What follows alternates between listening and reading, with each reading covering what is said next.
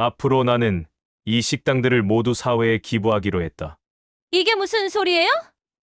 다 돌려놓으세요. 책임지시라고요. 왜 사람을 이용만 하고 내치시는 건데요?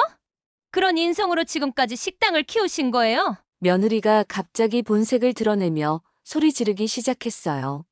제가 얼마나 그동안 힘들게 여기까지 식당을 키워놨는데요? 그럴 수는 없어요. 절대 용납 못해요. 저는 올해 73세 정순자입니다. 저는 18년 전 남편과 이혼하고 아들 하나를 혼자서 키웠습니다. 그러던 어느 날 아들 재준이 어머니, 제가 결혼하고 싶은 사람이 있어요. 라고 했을 때 걱정부터 앞섰습니다. 33살이 된 아들은 결혼하겠다고 여자친구를 소개시켜 주었어요. 그 아이는 참 이쁘고 싹싹한 아이였습니다. 가진 것도 별로 없는 저는 아들 결혼에 제대로 된 것 하나 해줄 수 있는 형편이 못 되었습니다. 아들의 결혼은 모든 게 순조로웠습니다.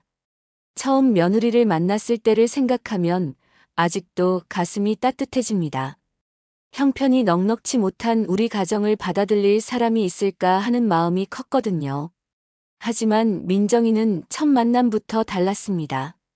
민정이가 가져온 작은 선물 상자에는 제가 좋아할 만한 손수건과 차가 들어 있었습니다. 어머니 손이 거칠다고 재준 오빠가 말해서 핸드크림도 준비했어요. 라며 건네던 그 손길이 참 따뜻했습니다. 집에 인사 오던 날 식사를 하면서 남편과 이혼하고 혼자 아들을 키우며 살아온 힘든 시간들, 작은 분식집을 운영하며 겪었던 어려움들까지 쉽게 말하지 않던 이야기들을 며느리도 내 가족이니까 하며 민정에게 털어놓게 되었습니다. 어머니, 정말 대단하세요. 저는 그런 용기가 있을지 모르겠어요. 민정이의 존경 어린 눈빛이 진심으로 느껴졌습니다. 민정이는 성격도 좋은데 유학까지 다녀온 셰프로서도 인정받는 능력 있는 며느리였습니다.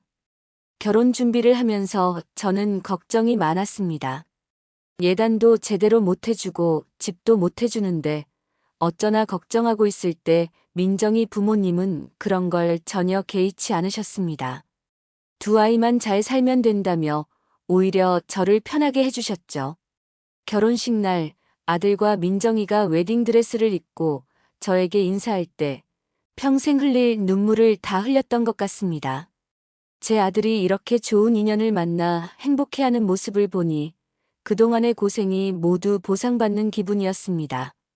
어머니, 앞으로 제가 재준 오빠랑 잘 살게요. 그런 말을 들었을 때 이 아이와 함께라면 우리 아들이 정말 행복할 거라는 확신이 들었습니다. 가진 것 없는 엄마라 아들 결혼에 해줄 수 있는 게 없어 미안했지만 그래도 이런 좋은 며느리를 만난 것만으로도 이미 큰 축복을 받은 것 같았습니다. 감사하게도 사돈댁에서는 신혼집 전세 보증금을 지원해 주셨고 저는 큰 부담 없이 아들 결혼을 일사천리로 시킬 수 있었습니다. 제가 민망해하자 사돈, 우리 아이들 잘 살게 서로 도와주면 되는 거지. 뭐 그런 걸로 부담 가지실 필요 없습니다. 그리고 이제 우리는 서로 자식을 나눠 가진 사이입니다. 얼마나 큰 인연입니까? 그래서 저는 아들과 며느리에게 다짐했습니다. 엄마는 절대 너희들에게 부담 주지 않을게. 내가 살 수 있을 때까지 스스로 살 거니까 내 걱정 말아라. 그리고 아이들이 신혼여행을 다녀온 후 아들 며느리는 맞벌이를 하면서 얼굴 보기는 쉽지 않았어요. 가끔 무슨 날이나 잠깐 왔다가 가는 경우가 많았죠. 어쩌다 잠깐 들려도 며느리는 억지 미소만 지을 뿐 말이 없었습니다. 식사 내내 불편한 침묵이 이어졌습니다. 겨우 1시간을 버티고 그들은 일어섰습니다. 어머니, 저희 이제 가볼게요. 내일 일찍 출근해야 해서. 그래, 조심해서 가거라. 그때도 저는 며느리가 일하면서 무슨 일이 있었나 보다 하고 걱정을 했습니다. 작은 아파트에서 혼자 살면서 식당 보조 일을 계속했습니다. 무릎이 아파도 참으며 일했습니다. 아들에게 손 벌리지 않겠다는 약속을 지키고 싶었으니까요. 아들과 며느리는 둘 다 직장 생활을 하느라 바빴습니다. 주말에도 일이 있는 경우가 많아 자주 보지는 못했어요. 그래도 명절이나 같은 특별한 날에는 꼭 찾아와서 함께 시간을 보냈습니다. 어머니, 저희가 자주 못 찾아뵈서 죄송해요. 아들은 항상 미안해했지만 저는 이해했습니다. 괜찮아. 너희도 바쁘고 힘든데 무슨 미안할 일이 있니? 너희 잘 사는 모습만 봐도 엄마는 행복해. 비록 자주 보지는 못했지만 그들이 건강하고 행복하게 살아가는 모습만으로도 충분히 기뻤습니다. 제 아들이 좋은 사람과 결혼해서 행복하게 사는 것. 그것만으로도 저는 만족했습니다. 그런데 언제부터인가 어쩌다 집에 오는 아들 며느리는 손님처럼 가만히 앉아 있다가 가곤 했어요. 저는 직장 다니느라 힘들 아이들을 위해서 이것저것 반찬을 만들어서 올 때마다 바리바리 싸주었어요. 며느리는 감사하다는 말 한마디 없이 뚱한 얼굴로 받아가곤 합니다. 저는 그래도 조금이나마 도움이 되겠지 생각하면서 즐겁게 반찬과 김치를 해보냈습니다. 그러던 어느 날 일하다가 제가 다리를 다쳐서 일을 할 수가 없어 당분간 쉬고 있을 때 아들이 왔습니다. 엄마 이거 생활비 쓰세요. 얼마 안 돼요. 무슨 소리야 생활비라니. 나 혼자 생활하는 거. 돈도 많이 안 들어 걱정 말아라. 아니에요. 제가 더 많이 벌어서 다음에는 더 많이 드릴게. 하며 내밀었지만 저는 선뜻 받기 어려웠습니다. 손에 쥔 봉투를 바라보며 마음이 복잡했습니다. 한평생 아들에게 손 벌리지 않겠다고 다짐했는데 이렇게 도움을 받는 것이 맞는지 고민되었습니다. 재준아, 엄마는 괜찮아. 병원비는 보험으로 해결됐고 조금만 쉬면 다시 일할 수 있어. 엄마, 그동안 고생 많았는데 이 정도는 받으셔도 돼요. 아들의 진심 어린 눈빛에 마음이 흔들렸습니다. 단지 내 자존심 때문에 아들의 마음을 상하게 하는 건 아닐까 싶었습니다. 그래 고맙다. 하지만 나중에 일 다시 시작하면 꼭 돌려줄 거니까. 아이고, 어머니 정말. 아들은 헛웃음을 지었습니다. 마침 며느리에게서 전화가 왔습니다. 아들이 받더니 표정이 어두워졌습니다. 지금 바로 가야겠어요. 민정이가 가게에서 급한 일이 생겼대요. 그래. 어서 가봐라. 운전 조심하고. 아들이 떠난 후 봉투를 열어보니 생각보다 많은 금액이 들어있었습니다. 아들이 이렇게까지 마음을 써주니 고마우면서도 한편으로는 미안했습니다. 제 몸이 빨리 나아서 다시 일을 시작해야겠다고 다짐했습니다. 그런데 다리 상태가 생각보다 나아지지 않았습니다. 한 달이 지나고 두 달이 지나도 통증이 계속되었습니다. 의사는 수술을 고려해야 할 수도 있다고 말했습니다. 그렇게 아들은 그 후에도 2번 생활비를 더 대주었습니다.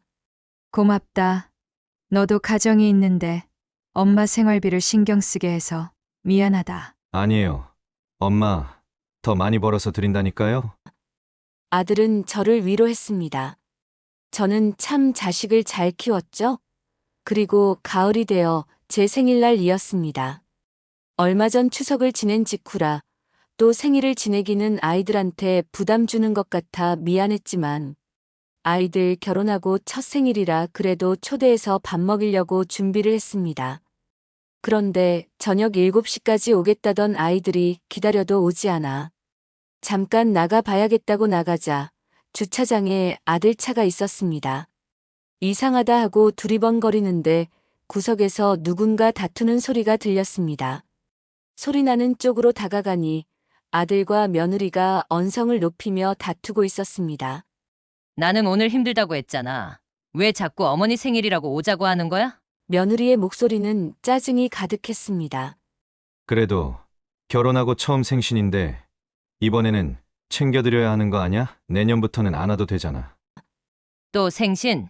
추석 때도 만났잖아. 2주밖에 안 지났다고. 매번 이러니까 내가 싫어하는 거라고. 나는 안 갈 거야. 오빠 혼자 들어가. 힘들어 죽겠는데 일 끝나고 쉬지도 못하고 이게 뭐야?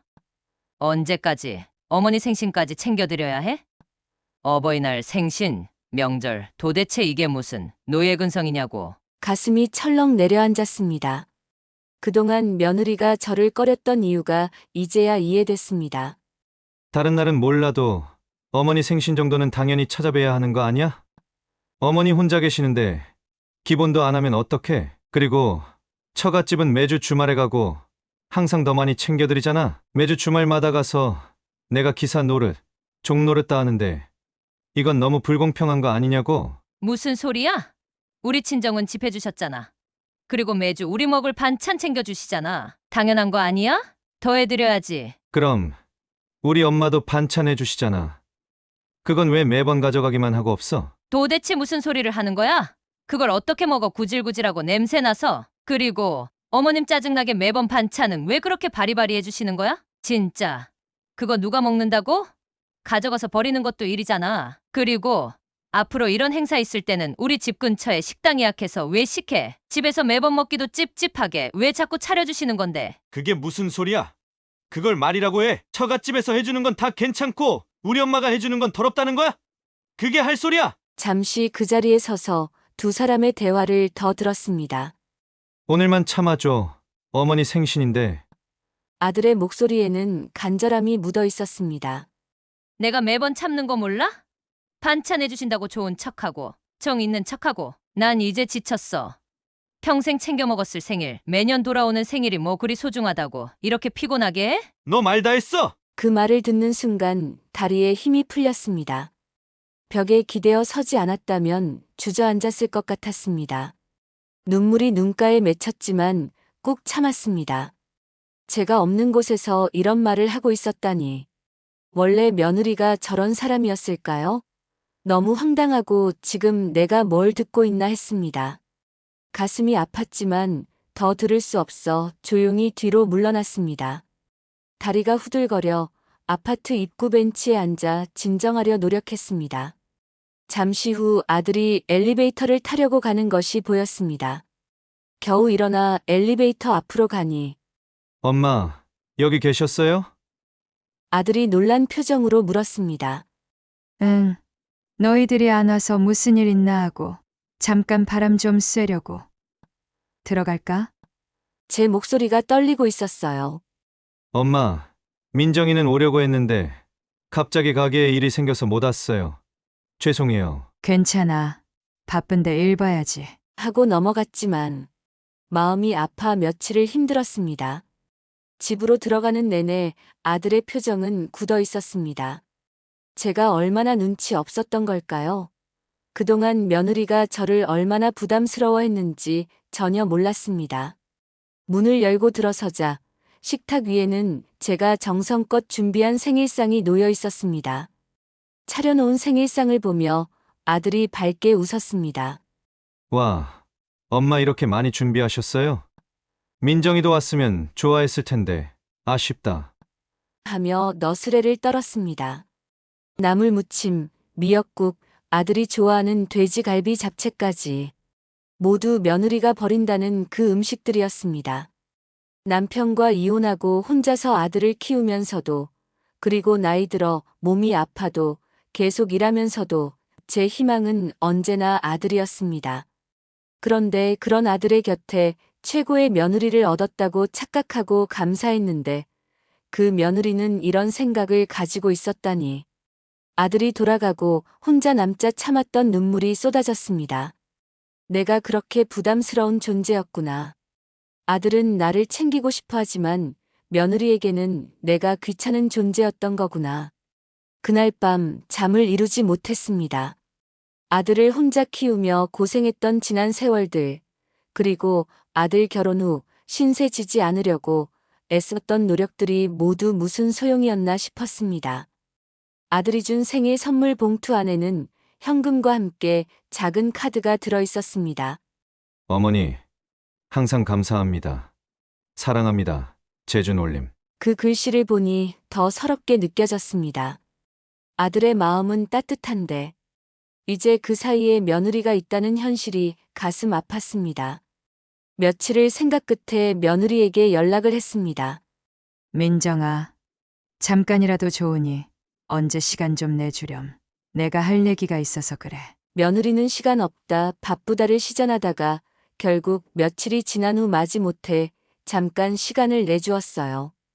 카페에 앉아 며느리를 기다리는 동안 심장이 빠르게 뛰었습니다. 무슨 말부터 꺼내야 할지, 어떻게 이야기해야 할지 머릿속이 복잡했습니다. 평생 혼자 살아온 제가 남에게 감정을 전하는 일이 쉽지 않았습니다. 카페 문이 열리고 민정이가 들어왔습니다. 가게 옷차림 그대로였고 표정은 지쳐 보였습니다. 어머니, 바쁜데 왜 부르셨어요? 자리에 앉으며 시계를 힐끗 보았습니다. 시간 내줘서 고마워. 오래 붙잡지 않을게. 잠시 침묵이 흘렀습니다. 준비했던 말들이 머릿속에서 사라지는 것 같았습니다. 민정아, 사실 그날 주차장에서 너희 대화를 들었단다. 민정의 얼굴이 순간 굳었습니다. 눈을 피하더니 잠시 후 깊은 한숨을 내쉬었습니다. 어머니, 그건 괜찮아. 화내려고 부른 게 아니야. 그냥 약속했는데 내가 너희한테 부담이 된다는 걸 이제야 알게 되어서. 민정은 잠시 말을 못하다가 머리를 극적이며 말했습니다.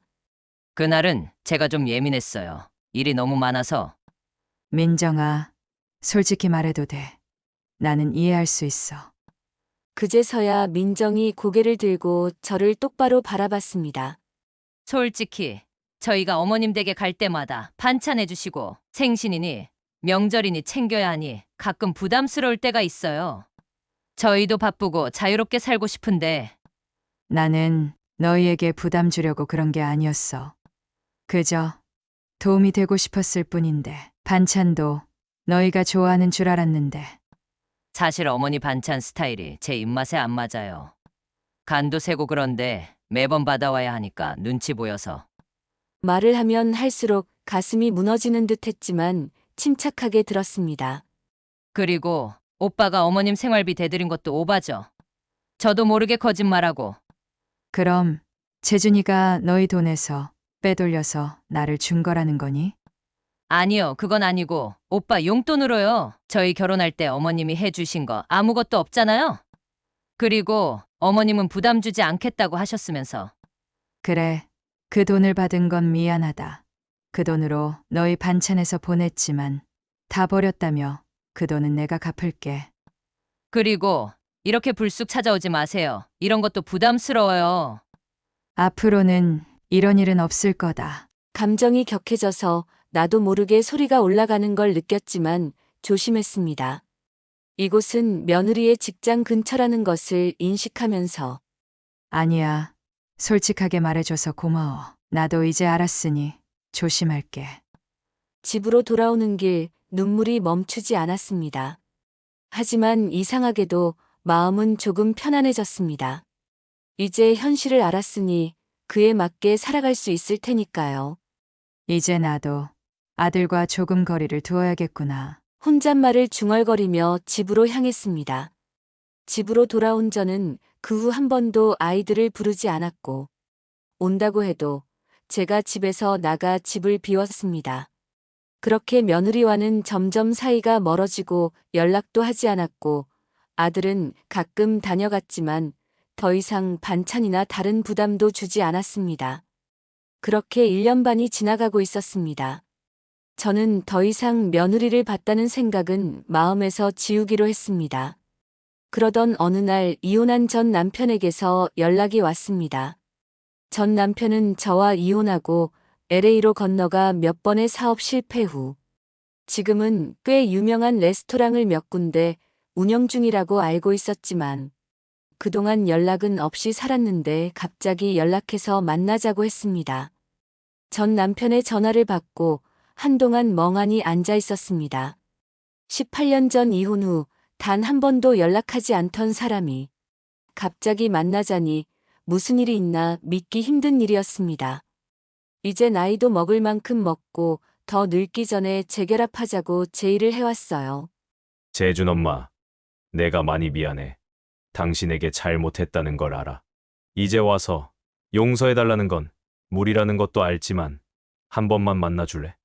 전화기 너머로 들려오는 목소리는 예전보다 조금 더 늙은 것 같았지만 여전히 그 특유의 부드러움이 있었습니다.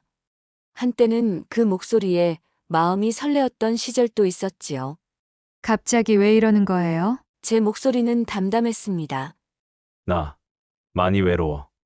사업은 성공했지만 세상에 정작 함께 나눌 사람이 없다는 걸 이제야 알았어. 특히 아들 결혼식에 가지 못한 게 너무 후회돼. 재준이는 잘 지내? 아들 이름을 언급하니 가슴 한구석이 아려왔습니다. 아들은 잘 지내요. 당신이 걱정할 필요 없어요. 잠시 침묵이 흘렀습니다. 제 마음속에는 혼란스러운 감정들이 교차했습니다. 부정할 수 없는 것은 제 삶이 너무 외롭다는 점이었습니다. 아들은 점점 멀어져 가고 혼자 살아가는 것이 점점 더 힘들어지고 있었으니까요. 생각해 볼게요. 전화를 끊고 창밖을 바라보았습니다. 어둑해진 하늘에 별 하나가 깜빡이고 있었습니다. 문득 아들 생각이 났습니다. 다음 날 아들에게 전화를 걸었습니다. 재준아, 엄마한테 좀 올 수 있니? 할 얘기가 있어서. 네, 엄마. 내일 저녁에 갈게요. 아들이 온다고 하니 오랜만에 반찬을 몇 가지 준비했습니다. 하지만 이번에는 싸주려는 것이 아니라 함께 먹기 위해서였습니다. 다음 날 저녁 아들이 왔습니다. 엄마, 무슨 일 있으세요? 앉아봐. 너하고 상의할 게 있어서. 내 아버지한테서 연락이 왔어. 네. 아들의 얼굴이 굳었습니다. 그에게 아버지는 언제나 민감한 주제였습니다. 한 번도 제대로 된 아버지 역할을 해주지 않았으니까요. 아버지가요? 무슨, LA에서 레스토랑을 운영하고 있대. 그리고 나보고 재결합해서 살자고 하더라. 아들은 잠시 말을 잃었다가 물었습니다. 엄마는 어떻게 하고 싶은데요? 아직 결정 못했어. 그래서 내 생각이 궁금해서. 아들은 고개를 숙이고 생각에 잠겼습니다. 무슨 생각을 하는지 알 수 없었습니다. 솔직히 엄마가 행복할 수 있다면 저는 괜찮아요. 엄마가 혼자 지내시는 게 늘 마음에 걸렸거든요. 그 말을 듣는 순간 이상하게도 서운함이 밀려왔습니다. 내심 아들이 제가 더 잘할게요라고 말해주길 바랐던 건지도 모르겠습니다. 그래, 고마워. 식사를 마치고 아들이 돌아간 후 오랜만에 거울을 바라보았습니다. 70세의 얼굴에는 깊은 주름이 자리 잡고 있었습니다. 이제 와서 새로운 시작을 한다는 것이 가능할까요? 그리고 그것이 옳은 선택일까요? 저도 살 만큼 살아온 이 나이에 뭐가 그리 문제가 될까 해서 그러자고 흔쾌히 허락하고 재결합을 했습니다. 남편은 LA에서 성공한 식당을 한국에도 지점을 내고 싶어서 지금 공사 중이라고 했습니다. 재결합하고 남편은 아들 며느리를 너무 보고 싶어 했어요. 그 사실을 알게 된 레스토랑 셰프인 며느리는 깜짝 놀라며 상냥하고 싹싹한 특유의 애교를 장착해 남편에게 잘 보이려 애를 썼어요. 아버님, 너무 존경스럽습니다. 제가 유학 때 아버님 레스토랑에 가서 식사한 적 있어요. 그리고 저도 꼭 아버님 레스토랑 같은 그런 레스토랑을 가져보는 게 제 꿈이 되었어요. 그리고 며칠 지나지 않아 또 아들과 며느리가 함께 찾아왔습니다. 며느리의 얼굴에는 오랜만에 보는 환한 미소가 가득했습니다. 어머니, 축하드려요. 아버님과 다시 합치셨다니 정말 다행이에요. 어머니, 정말 행복해 보이세요. 이전에는 전화도 받지 않던 며느리가 갑자기 적극적으로 다가오는 모습이 낯설었습니다. 그녀의 눈빛엔 뭔가 다른 계산이 서려 있는 것 같았습니다. 남편이 거실로 나오자 며느리는 마치 다른 사람이 된 것처럼 활짝 웃으며 말했습니다. 아버님, 정말 멋지세요. LA에서 그렇게 성공하시다니 존경스러워요. 남편은 며느리의 갑작스러운 호의에 당황하면서도 기분 좋은 듯 했습니다. 고맙구나. 식당 사업이 잘 되어서 다행이야. 아버님, 제가 셰프라서 그런데 혹시 한국 지점에 도움이 필요하시다면 언제든지 말씀해 주세요. 제가 할 수 있는 일이라면 기꺼이 돕고 싶어요. 며느리의 적극적인 태도에 남편은 흐뭇한 표정을 지었습니다. 하지만 저는 그런 며느리의 모습이 어색하고 불편했습니다. 1년 반 동안 연락 한 번 없다가 남편의 사업 소식을 듣고 갑자기 찾아와 이렇게 달라진 태도를 보이다니. 민정이가 바쁠 텐데 우리를 참 많이 신경 써줘서 고맙구나. 며느리는 잠시 당황하는 기색을 보이더니 이내 애교 섞인 목소리로 대답했습니다. 어머니, 무슨 말씀이세요? 전 항상 어머니와 아버님을 생각했는걸요. 바빠서 자주 못 찾아뵈었을 뿐이에요. 아들은 어색한 표정으로 자리에 앉아 있었습니다. 그도 며느리의 갑작스러운 변화가 불편한 듯 했지만 말을 아꼈습니다. 아버님, 식당이 완공되면 저희를 꼭 초대해 주세요. 제가 맛도 보고 제가 도울 수 있는 게 있다면 영광입니다. 남편이 웃으며 고개를 끄덕였습니다. 그럼 개업하면 너희가 첫 손님이 되어줘. 그날 이후로 며느리는 거의 매주 찾아왔습니다. 때로는 직접 요리한 음식을 가져오기도 하고 남편에게 다양한 요리 기술을 보여주려 애썼습니다. 남편이 LA에서 운영하는 레스토랑이 미슐랭 스타라는 걸 강조하며 아버님, 정말 대단하세요. 미슐랭 스타라니. 저도 언젠가 그런 영광을 누려보고 싶어요. 어떻게 아버님과 저는 같은 길을 가고 있었는지 신기하지 않아요? 저는 이런 며느리의 모습을 지켜보며 씁쓸한 미소를 지었습니다. 예전에 제게 했던 모든 냉담한 태도는 어디로 갔는지 이제는 마치 다른 사람인 것처럼 행동하고 있었으니까요. 남편은 어느 날 저에게 물었습니다. 우리 며느리가 요리에 재능이 있는 것 같은데 한국 지점에서 일해보라고 할까? 당신 마음대로 하세요. 담담하게 대답했습니다. 왜 그렇게 말해?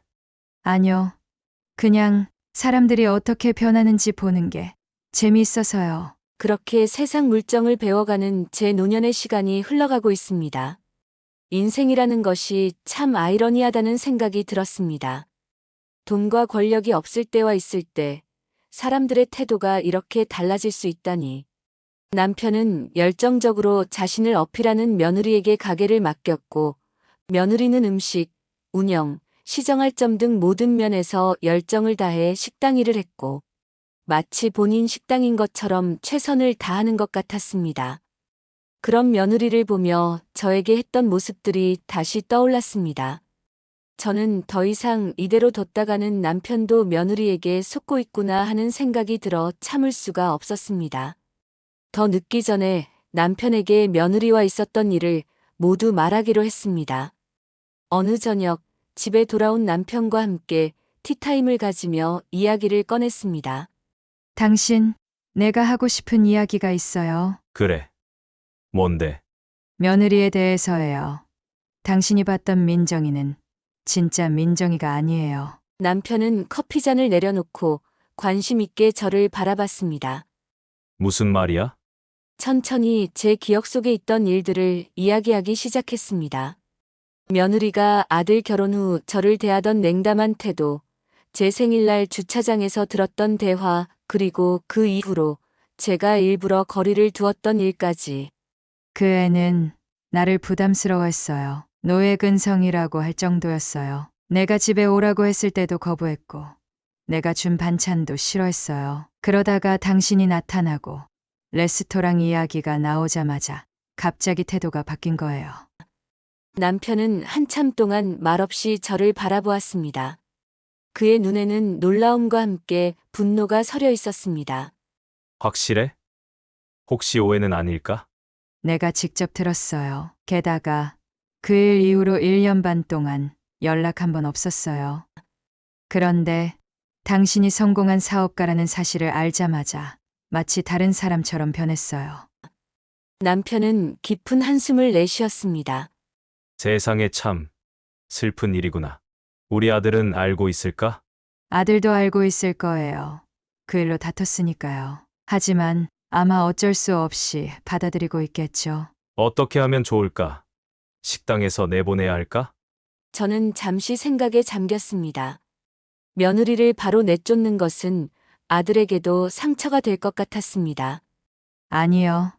그렇게 하진 말아요. 일단은 지켜보는 게 좋을 것 같아요. 다만 당신이 너무 쉽게 다 맡기지는 말았으면 해요. 그 애가 진짜 일이 좋아 식당을 위해서 일하는 건지 아니면 자기 이익을 위해서인지 좀 더 지켜봐요. 남편은 고개를 끄덕였습니다. 알겠어. 그런데 참 서운하구나. 우리 재준이가 아내를 참 잘 만났구나 했는데 세상이 그래요. 사람들은 자기 이익을 위해 변하는 법이니까요. 그날 이후로 남편은 며느리를 바라보는 시선이 달라졌습니다. 여전히 친절하게 대했지만 이전처럼 모든 것을 다 맡기지는 않았고 중요한 결정은 직접 하기 시작했습니다. 며느리는 남편의 태도 변화를 느꼈는지 더욱 적극적으로 다가왔습니다. 아버님, 제가 뭐 잘못한 게 있나요? 요즘 조금 멀게 느껴져서요. 인생은 참 아이러니합니다. 제가 아무것도 가진 것 없는 시어머니였을 때는 귀찮게 여겼던 며느리가 이제는 제 남편의 사업 때문에 저에게 잘 보이려 애쓰고 있으니까요. 하지만 저는 이제 더 이상 그런 가식적인 태도에 마음 아파하지 않습니다.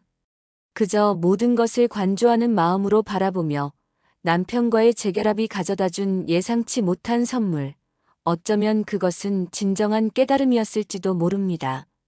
남편은 어느 날 가족을 한자리에 모이게 했습니다. 우리 며느리가 그동안 참 고생 많았다. 나는 너희들에게 중대한 발표를 하려고 한다. 나는 그동안 미국에도 한국에도 몇 개의 식당을 가지고 있다. 앞으로 나는 이 식당들을 모두 사회에 기부하기로 했다. 너희들도 그렇게 알고 있어라. 그 말을 듣는 순간 며느리의 얼굴이 창백해졌습니다. 마치 피가 한 방울도 남지 않은 것처럼 하얗게 변했습니다. 아들도 놀란 표정이었지만 며느리만큼 충격받은 모습은 아니었습니다. 아버님, 무슨 말씀이세요? 그동안 제가 얼마나 열심히 일했는데? 며느리의 목소리가 떨렸습니다. 남편은 담담하게 대답했습니다. 그래. 내가 열심히 일한 것 잘 알고 있어. 하지만 나는 돈보다 더 중요한 것이 있다고 생각하게 됐어. 내 남은 인생은 의미 있게 살고 싶구나. 그럼 저희는 어떻게 되는 거예요? 며느리가 거의 울먹이며 물었습니다. 너희는 그동안 했던 대로 살면 되지. 너도 실력 있는 셰프니까 어디서든 일할 수 있을 거야. 그리고 너를 지금의 조건으로 채용하는 조건으로 기부하면 된다. 걱정 마라. 아들이 조심스럽게 말했습니다. 아버지, 갑작스러운 결정이네요. 좀 더 생각해 보시는 게 어떨까요? 이미 충분히 생각했어. 결정했으니 번복하지 않을 거야. 며느리는 더 이상 참지 못하고 자리를 박차고 일어났습니다. 이럴 수는 없어요. 제가 그동안 얼마나 고생했는데. 그녀의 눈에서는 눈물이 흘러내렸지만 그것이 진심 어린 눈물인지 분노의 눈물인지 구분하기 어려웠습니다. 이게 무슨 소리예요? 다 돌려놓으세요. 책임지시라고요. 왜 사람을 이용만 하고 내치시는 건데요? 그런 인성으로 지금까지 식당을 키우신 거예요?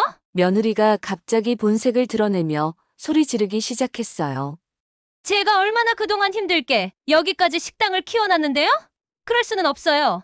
절대 용납 못해요. 하며 난리를 부렸고 이런 모습을 처음 본 아들과 남편은 깜짝 놀라 말을 잇지 못하고 있다가 아들은 충격을 받았습니다. 며느리의 얼굴은 순식간에 일그러졌고 우아하고 예의 바른 척하던 모습은 온데간데 없었습니다. 그녀의 진짜 모습이 드러난 순간이었습니다. 당신들이 나한테 어떻게 이럴 수 있어요? 내가 얼마나 열심히 일했는데 이게 다 내 노력이잖아요. 내가 없었으면 이 식당이 이 정도가 되었을 것 같아요? 너 공짜로 일한 거 아니잖아. 최고 셰프 연봉 줬는데 봉사한 것 같이 말하는구나. 남편이 단호하게 말했습니다. 아들은 눈을 크게 뜨고 며느리를 바라보았습니다. 그동안 이런 모습을 본 적이 없었던 것 같았습니다. 충격받은 표정으로 말문이 막힌 채 그저 바라보기만 했습니다. 남편은 차분하게 며느리를 바라보더니 말했습니다. 민정아, 진정해. 그렇게 소리 지를 일은 아니잖아. 아니에요. 내가 이렇게 고생했는데 그냥 남에게 줘버린다고요? 말도 안 돼요. 저는 그동안 이 식당이 언젠가 제 것이 될 거라고 생각했다고요. 그 말에 우리 모두 더욱 놀랐습니다. 남의 식당을 자기 것으로 생각했다니. 며느리의 계산적인 모습이 완전히 드러났습니다. 아들이 드디어 입을 열었습니다. 민정아, 너 지금 뭐라고 한 거야? 아버지 식당인데 어떻게 내 것이 될 수 있다고 생각한 거야? 당신도 처음엔 그렇게 생각했잖아. 아버지가 성공했으니 우리 미래는 걱정 없다고 생각했을 거 아니야? 그게 무슨 소리야? 남편은 한숨을 내쉬더니 말했습니다. 이제 다 밝혀졌다. 우리 며느리는 처음부터 내 재산에만 관심이 있었던 거네. 심지어 내 아내, 자신의 시어머니를 돈이 없다는 사실 하나만으로 홀대하면서까지. 며느리는 이제 체면을 완전히 잃고 소리쳤습니다. 그런 게 아니에요. 그건 제가 조용히 말했습니다. 민정아, 진정해라. 내가 처음 우리 재준이와 결혼했을 때를 생각해 보렴. 그때 우리는 아무것도 없는 빈털털이었어. 그래도 너는 재준이와 결혼했잖니? 왜? 처음 먹었던 마음을 잃은 거야? 제발 정신 차려라, 민정아. 며느리는 갑자기 눈물을 터뜨렸습니다. 하지만 그것은 진심 어린 눈물이 아니라 자신의 계획이 무너진 것에 대한 분노와 좌절의 눈물이었습니다. 이럴 수는 없어요. 난 이렇게 버려질 수 없다고요. 아들이 단호하게 말했습니다. 민정아, 그만해. 너무 실망스러워. 난 더 이상 너를 모르겠어. 오빠는 등신이야. 왜 그렇게 말을 못하고 있는 건데? 며느리는 마지막 발악으로 아들에게 달려들었습니다. 방을 뛰쳐나가는 며느리를 아들이 뒤따라 나갔습니다. 거실에는 저와 남편만 남았습니다. 남편은 미소를 지으며 대답했습니다. 진짜로 기부할 생각은 없어. 그저 며느리의 진심을 확인하고 싶었을 뿐이야. 그랬군요. 하지만 이제 어떻게 하실 건가요? 잘 지켜보자. 이 시험을 통과하면 다시 생각해 볼 수도 있겠지. 다음 날 며느리는 식당에 나오지 않았습니다. 일주일이 지나도 연락이 없자 남편이 직접 아들에게 전화를 걸었습니다. 아버지, 민정이가 이혼하자고 하네요. 아들은 몇 개월 후 그들은 공식적으로 이혼했습니다. 남편이 돌아와 부유해졌을 때는 갑자기 존경받는 시어머니가 되었다가 다시 재산을 잃을 것 같다고 하자 그녀의 본색이 드러났습니다. 인생의 진정한 가치가 무엇인지 더 명확히 알게 되었습니다. 물질적인 것들은 언젠가 사라지지만 진실된 관계와 사랑은 영원히 남는다는 것을 말이죠. 그렇구나. 사실 내가 거짓말을 했어. 식당을 기부할 생각은 없어. 그저 너희들의 진심을 확인하고 싶었을 뿐이야. 네. 아버지? 재준아, 난 내 어머니가 혼자 키우느라 고생한 것도 알고 너희들이 어떻게 살아왔는지도 알아. 내가 미국에 있었지만 너희들 소식은 계속 들었거든. 그런데 내가 돌아왔을 때 며느리의 태도 변화를 보니 좀 실망스러웠어. 지금 저는 73세의 나이에 남편, 아들과 함께 평화로운 시간을 보내고 있습니다. 돈과 권력이 아닌 서로에 대한 진실된 사랑과 존중으로 가득한 시간을 말이죠. 아들 며느리가 이혼 후 6개월이 지난 어느 날, 민정은 아들을 찾아와 잘못했다고 한 번만 용서해달라고. 그때는 너무 일이 힘들어서 내가 미쳤었다고 빌었지만 아들은 이미 잊었다며 단호하게 거절했습니다. 요즘 아들은 남편의 사업을 이어 운영하느라 매일 바쁜 나날을 보내고 있습니다.